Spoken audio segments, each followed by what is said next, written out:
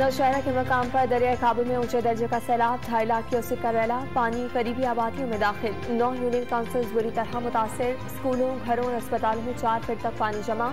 वकीलों ने नकल मकानी शुरू कर दी।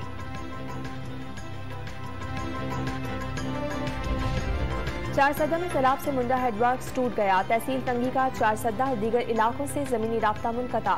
दरियाए ख्याली में ऊंचे दर्जे का सैलाब, शहरी इलाकों से गुजरने वाले दरियाए जेंदे में भी पानी बिखरने लगा।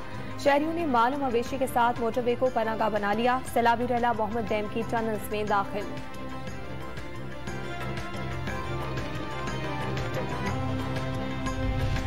वादी स्वात में दिल दहला देने वाले मनासिर, मुंह जोर रैले, कई होटल्स बहा ले गए। कालाम बाजार में 150 से ज्यादा घर और दुकानें मलिया मेट। गाड़ियां खिलौनों की तरह सैलाबी पानी में तैरती रहीं। मैंगोरा बाईपास पर पानी घरों में दाखिल। बशाम स्वात रोड और शारा कराकरम का बेशतर हिस्सा बह गया। पीर केस और डोर कोहिस्तान में कई पुल दरिया बुर।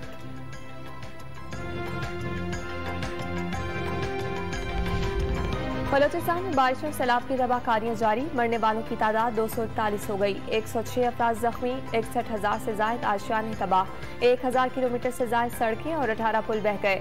कोयटा में मोबाइल फोन, इंटरनेट और बिजली जुज़वी बहाल। गैस की सप्लाई बदस्तूर मुनक़ता।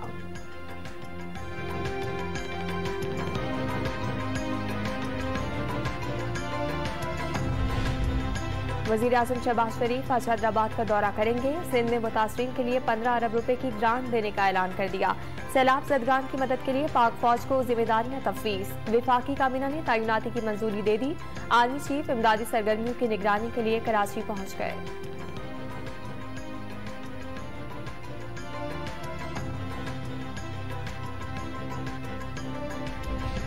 वज़ीर आज़म की अपील पर अरकान पार्लियामेंट ने 1 माह की तनख्वाह सैलाब फंड में देने का ऐलान कर दिया। कौमी असम्बली और सेनेट के अरकान भी अतिया देंगे। सादिक संजुरानी का 2 माह की तनख्वाह देने का ऐलान। अवाम मोबाइल फोन से 9999 पर बजरिया SMS अतियात भेज सकते हैं। कम से कम 10 रुपए भिजवाने की सहूलत मैसर। PTA ने सैलाब ज़दगान के लिए वज़ीर आज़म फंड का शॉर्ट कोड जारी कर दिया।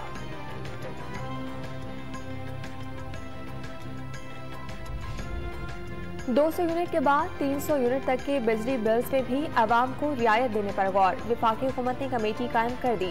टैक्स अहदाफ हासिल न होने पर पेट्रोल पर GST भी लगाना पड़ेगा। विफाकी वज़ीर मिफ्ता इस्माइल ने लीगी रहनुमाओं को बता दिया। बिजली और पेट्रोल की कीमत में इजाफे का फैसला वज़ीर आज़म ने खुद किया।